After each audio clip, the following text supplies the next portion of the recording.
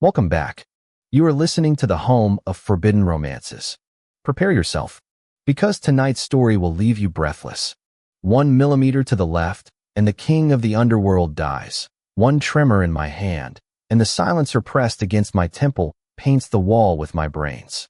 The air in the cramped, sterile clinic was thick with the copper tang of arterial blood and the ozone stench of fear, though none of it showed on Julian's face.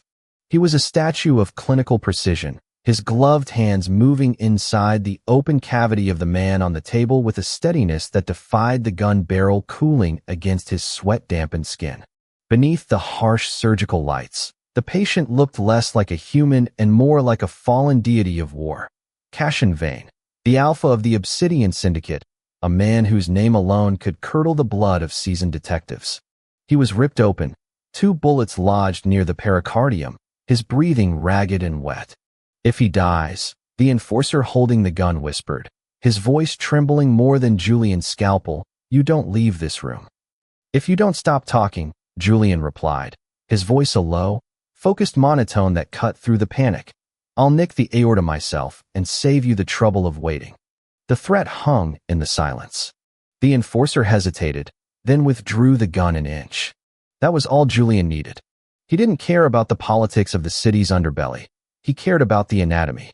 He was the stitcher of the slums, a disgraced surgeon stripped of his license for crimes he didn't commit, now relegated to patching up gang members who couldn't go to hospitals.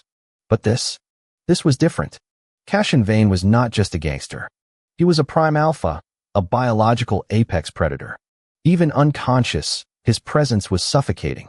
His pheromones, usually controlled, were leaking out in distressed waves, a scent like burning cedar and gunpowder, heavy enough to make Julian's knees weak. Julian, a recessive omega passing as a beta, felt his own suppressants straining against the chemical onslaught. "Forceps," Julian commanded into the void. No nurse handed them over. He grabbed them himself. For 3 hours, Julian waged war against death. He extracted the slugs, sutured the torn vessels, and stabilized the pressure. As he placed the final stitch, closing the jagged wound on Cassian's sculptured abdomen, the adrenaline finally crashed. Julian peeled off his blood-soaked gloves, his breath hitching. He reached for a bottle of water, his back to the patient. "You smell." The voice was a tectonic rumble, barely a whisper, yet it vibrated in Julian's marrow. He froze. Cassian Vane was awake. Julian turned slowly. The alpha's eyes were open, molten gold, dilated and hazy with pain, yet locked onto Julian with terrifying clarity. Cassian wasn't looking at the gun, or his men, or his wounds. He was looking at Julian's throat. "Like rain," Cassian finished, his voice slurring into a growl. "Like quiet." Julian took a step back, his heart hammering against his ribs. His scent blockers were failing. The stress of the surgery had burned through his dosage. The unique, muted scent of petrichor, the smell of dry earth after rain, was bleeding into the air. "You're hallucinating from the blood loss," Julian said, his voice tight. "Don't move. You'll tear the sutures." Cassian ignored the medical advice. With a groan that sounded like tearing metal, he shifted, his hand shooting out with impossible speed to grip Julian's wrist. His skin was scorching hot. "Don't leave," Cassian commanded. It wasn't a request. It was a gravitational pull. "The noise. It stops when you're here." The enforcer stepped forward, confused. "Boss, get out," Cassian snarled at his subordinate, never breaking eye contact with Julian. "Everyone, get out." But, out. The roar tore from his throat, primal and violent. The enforcers scrambled, leaving the terrifying intimacy of the small, operating room intact. Julian tried to pull his wrist free, but the grip was iron. "Mr. Vane, I need to clean the instruments." "You need rest." Cassian pulled him closer, forcing Julian to stumble against the side of the gurney. The alpha buried his face into the crook of Julian's elbow, inhaling deeply, shuddering as if taking his first breath of air after drowning. "I'm going to keep you," Cassian murmured into the fabric of Julian's scrubs. The statement was devoid of romance. It was a declaration of ownership. Julian felt a chill that had nothing to do with the cold. He had saved the monster, and now the monster was hungry. 2 weeks had passed since the night in the clinic. Julian had tried to vanish.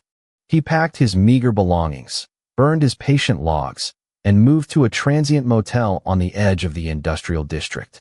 He knew how alphas like Cash and Vane operated. They viewed people as resources or obstacles. Julian had become a resource, a living sedative. He thought he was safe. He was wrong. Julian returned to his motel room after a shift at a dishwashing job to find the door unlocked. The cheap particle board door wasn't kicked in. The lock had simply been picked. Sitting on the stained beige armchair in the corner was a man in a bespoke charcoal suit, cleaning a pair of spectacles. He stood as Julian entered. Dr. Isley, the man said politely. Mr. Vane has been sleeping poorly. I'm not a doctor anymore, Julian said, gripping the strap of his bag. And I don't make house calls. It wasn't a request. The man gestured to the window. Outside, 3 black SUVs idled in the rain. Mr. Vane is particular. Since your procedure, he finds other scents intolerable. He has not slept more than an hour a night. His temper is fraying. When his temper frays, bodies drop. You are the only effective prescription. I am a human being, not a scented candle. Julian snapped, anger overriding his survival instinct. Tell him to take a sedative. He is immune to most market sedatives due to high tolerance, the assistant said dryly. Please, doctor. You can walk to the car, or we can carry you. But Mr. Vane was specific. He wants you undamaged. Julian looked at the hallway. Empty. He looked at the window. Too high to jump. If I go, Julian negotiated, desperate to maintain a sliver of agency. I am not a prisoner. I am a live-in physician. I get a salary, and I leave when I want.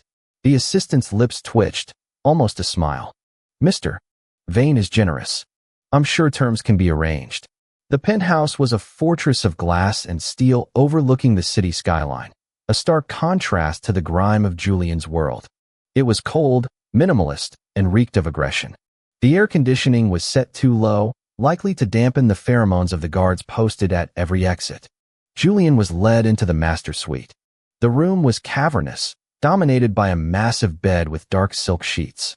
The curtains were drawn, casting the room in shadow. Cash and Vane was pacing. He wore only loose lounge pants, his chest heavily bandaged where Julian had stitched him. He looked like a caged tiger, muscles coiled, sweat sheening his skin, eyes wild with exhaustion. The moment Julian stepped across the threshold, Cashin stopped. His head snapped up. His nostrils flared. The relief that washed over the alpha's face was instantaneous and terrifying. The tension drained from his shoulders, and the chaotic, biting scent of distressed cedar mellowed into something richer, warmer. You ran, Cashin said. His voice was rough, like gravel grinding together. I moved, Julian corrected, standing his ground by the door. There is a difference. Cashin crossed the room. He didn't walk, he stalked. He stopped inches from Julian, towering over him. The heat radiating off the alpha was immense. You ran, Cashin repeated, stepping into Julian's personal space. He reached out, his large hand cupping the side of Julian's neck, his thumb brushing the pulse point. Why? Because I know what men like you do to men like me, Julian whispered, his heart thundering against Cashin's thumb. Men like me. Cashin scoffed. He leaned down, burying his nose against Julian's hair, inhaling that scent of rain and silence. There are no men like me. I am the only one who matters. And you are the only thing that quiets the noise. I'm not a thing, Cashin. Cashin pulled back slightly, his golden eyes narrowing. No, you are a necessity. You'll stay here. In this room. I need my own room. No, Cashin denied instantly. You sleep where I sleep. If you are not within arm's reach, the headache returns. That's insane, Julian argued, pushing against Cashin's chest. I'm an unbonded omega. You're a rut-prone alpha. Sleeping in the same bed is biologically disastrous. Cashin caught Julian's hands, pinning them to his chest. I have self-control, little doctor. I don't want your body. I want your presence. I want to close my eyes and not see the faces of the men I've killed. Your scent does that. It blanks the canvas. And if I refuse? Cashin leaned in, his lips brushing Julian's ear. Then I will burn down every clinic, every shelter, every hole you try to hide in until you have nowhere left to go but here. I can be your sanctuary, Julian, or I can be your wasteland. Choose. It wasn't a choice. It was a gilded cage. Fine. Julian breathed, defeated. But I have rules. No touching unless necessary. I sleep on top of the covers. And I keep my scalpel. Cassian chuckled, a dark, rumbling sound that vibrated through Julian's chest. Keep your sharp toys, Doctor. If you think they'll protect you from me, you're more naive than I thought. Life in the penthouse became a strange, hypnotic routine. Julian was treated like a prince in a tower.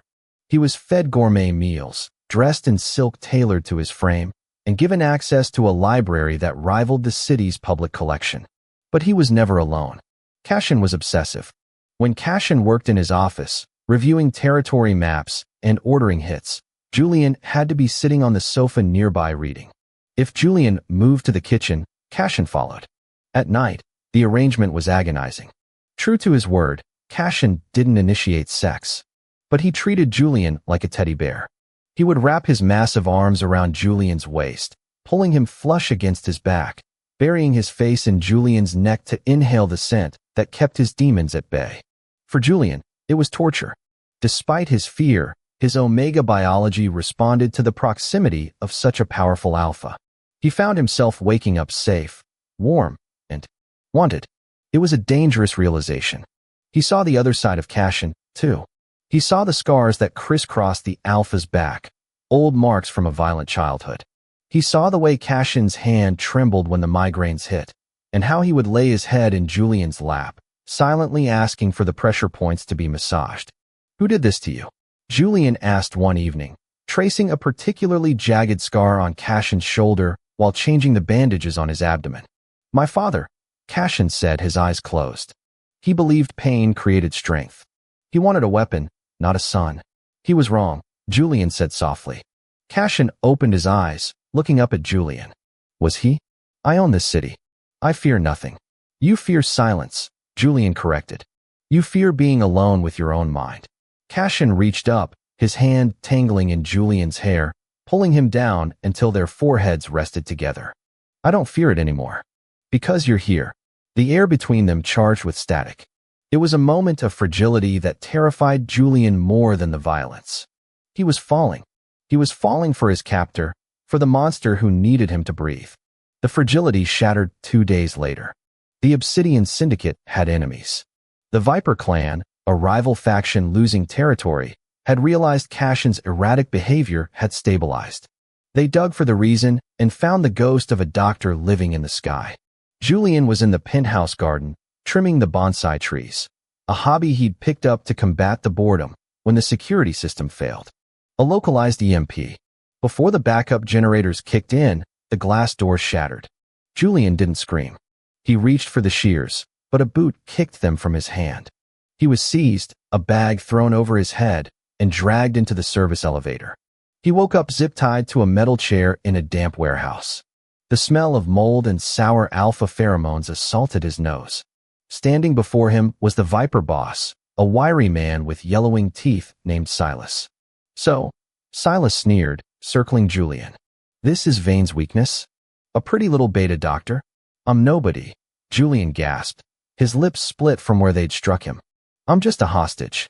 "Vane doesn't take hostages," Silas laughed. "He takes trophies.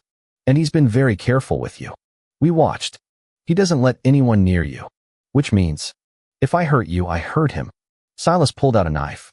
"Let's see how loud you have to scream before the king of the underworld comes running." He dragged the blade down Julian's arm. It wasn't deep, but it burned. Julian bit his tongue to keep from crying out, knowing that giving Silas satisfaction would only make it worse. "Scream," Silas yelled, backhanding him. Suddenly, the warehouse doors didn't open, they exploded. A black SUV rammed through the corrugated metal, crushing 2 of Silas's guards instantly.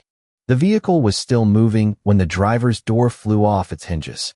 Cassian Vane emerged from the smoke. He wasn't wearing a suit. He was wearing tactical gear, holding a blackened machete in one hand and a handgun in the other. He didn't look human. His eyes were entirely black, his pupil blown wide by the feral instinct of an enraged alpha. His pheromones hit the room like a physical shockwave, pure, concentrated rage, smelling of burning brimstone and death. "Mine," Cassian roared. It wasn't a fight. It was an extermination. Cashin moved with a speed that blurred the vision. He didn't use cover. He walked through the gunfire, taking rounds to his vest, indifferent to the impact. He decapitated one man, shot another through the eye without looking, and snapped the neck of a third. Silas grabbed Julian, pressing the knife to his throat. "Back off, Vane, or I'll open his throat." Cashin stopped. He stood amidst the carnage, breathing heavily, blood dripping from his blade. He looked at the knife against Julian's skin. "Let him go," Cashin said. The voice was calm, terrifyingly calm. "And I will let you die quickly. You think I'm stupid?" Silas shrieked, his hand shaking.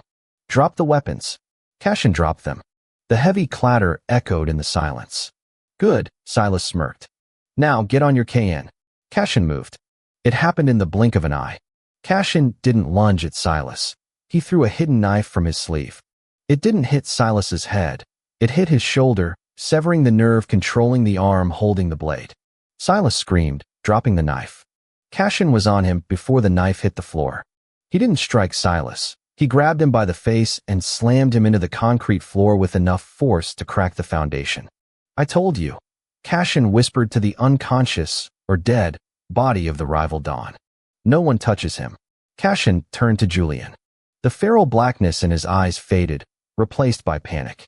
He fell to his knees in front of the chair, ripping the zip ties apart with his bare hands, ignoring the plastic biting into his own skin.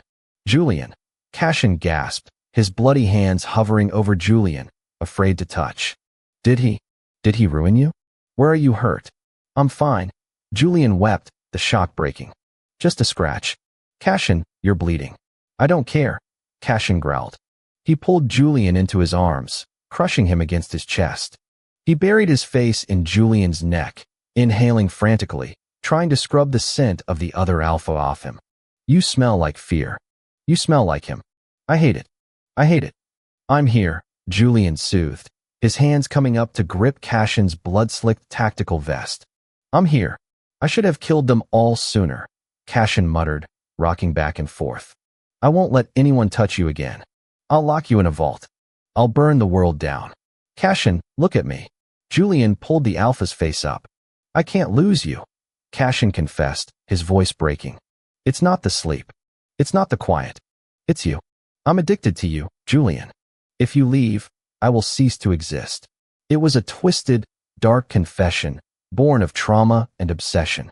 But in the blood and the grime, looking into the eyes of a man who had just slaughtered an army for him, Julian realized something. He didn't want to leave. He was the only one who could stitch this man together. He was the only one who could hold the leash of the beast. "I'm not going anywhere," Julian whispered, leaning in to press his forehead against Cashin's. "But we are renegotiating my contract." Cashin let out a wet, breathless laugh. "Name your price." "Anything. Take me home," Julian said, "and let me stitch you up." Cashin lifted Julian into his arms as if he weighed nothing, carrying him out of the warehouse, stepping over the bodies of those who dared to touch what belonged to the king. "Done," Cashin vowed. And that is how the stitcher bound the monster's heart, not with thread, but with a scent he could never escape. If you enjoyed seeing Cashin tear the world apart for his obsession, destroy that like button. And tell me in the comments, is it true love if he burns down a city for you? Or is it just madness? I'll be reading your answers. Subscribe for the next chapter. Until then, prompt image. Prompt, masterpiece, best quality, high-res, 1.2. Korean manhwa style, semi-realistic, digital art, 2 men, BL, yaoi, man 1. Cashin Vane, dominant alpha, muscular build, tattoos on neck and arms, wearing tactical vest unzipped and bloody white shirt, sharp jawline, golden eyes glowing, protective possessive pose, sitting on a leather couch. Man 2. Julian Isley, slender doctor, wearing torn white dress shirt, bruises on cheek, sitting on Cashin's lap, holding a first aid kit, looking concerned. Background is a dimly lit luxury penthouse with shattered glass on the floor, city lights through window, dark moody atmosphere, cinematic lighting, intimate tension, sharp focus, intricate details.